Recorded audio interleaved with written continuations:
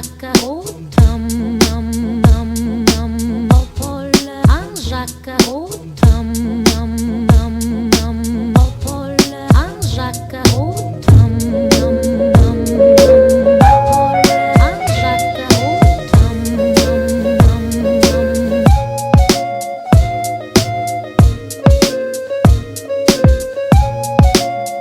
রান্না শুরু করছি শাওন পাকশালা কবিতার ছন্দে। ভিডিও দেখে রান্না করুন মনের আনন্দে। নমস্কার বন্ধুরা, শাওন পাকশালাতে সবাইকে স্বাগত জানাই। আজকে আমি বানাবো বক ফুলের বড়া। তার জন্য এই যে আমাদের এদিকে এই ফুলগুলোকে বলা হয় বক ফুল। এগুলো বড়া খেতে খুব দুর্দান্ত লাগে, তাই বাজারে আমি ফ্রেশ বক ফুলগুলো পেলাম, নিয়ে এসেছি। তাই ভাবলাম আপনাদের সামনে এই ভিডিওটা শেয়ার করি। এই বকফুলটা একটু বাছতে হয়। এই বকফুলের ভেতরে এই যে একটা শক্ত ডান্টির মতো থাকে, এই ডান্টিটাকে ফেলে দিতে হয়।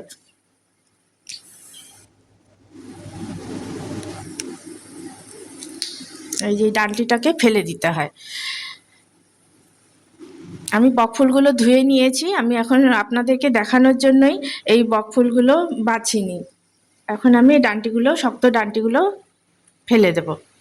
ফুলগুলো বাছা হয়ে গেছে। এখন আমি এটা ভাজার জন্য ব্যাটারটা বানিয়ে নেব। ব্যাটার বানানোর জন্য প্রথমে দিয়ে দিচ্ছি চালের গুঁড়ো, কর্নফ্লাওয়ার, সুজি, বেসন, হলুদের গুঁড়ো, লঙ্কার গুঁড়ো, দিয়ে দিচ্ছি পরিমাণ মতো লবণ, দিচ্ছি চিলি ফ্লেক্স। চিলি ফ্লেক্সটা অপশনাল, আপনারা চাইলে দিতেও পারেন আবার নাও দিতে পারেন। পরিমাণ মতো জল দিয়ে একটা থিকনেস ব্যাটার বানাবো। আমি জল দিয়ে ব্যাটারটা বানিয়ে নেব। আমি অল্প অল্প জল দিয়ে এই একটা থিকনেস ব্যাটারটা বানিয়ে নিয়েছি। এখন মধ্যে একটু কালো জিরে দিয়ে দিয়েছি আর দিয়ে দিচ্ছি মৌরি। এতে টেস্টটা খুব সুন্দর লাগে, খেতেও খুব ভালো লাগে। আঁচটাকে মিডিয়ামে দিয়ে আমি বকফুলের বড়াগুলো ভেজে নেব।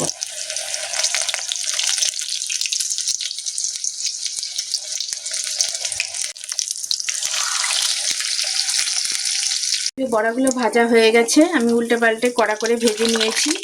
এখন আমি এগুলো তুলে নিচ্ছি। এটা আপনারা করে খাবেন। খেয়ে ভালো লাগলে আমার চ্যানেলটিকে সাবস্ক্রাইব করবেন, লাইক করবেন, শেয়ার করবেন এবং কমেন্ট করে আমার পাশে থাকবেন। আমি একটু চাট মশলা ছিটিয়ে দিলাম, এতে আরও টেস্টি হয়ে যায় বড়াগুলো খেতে।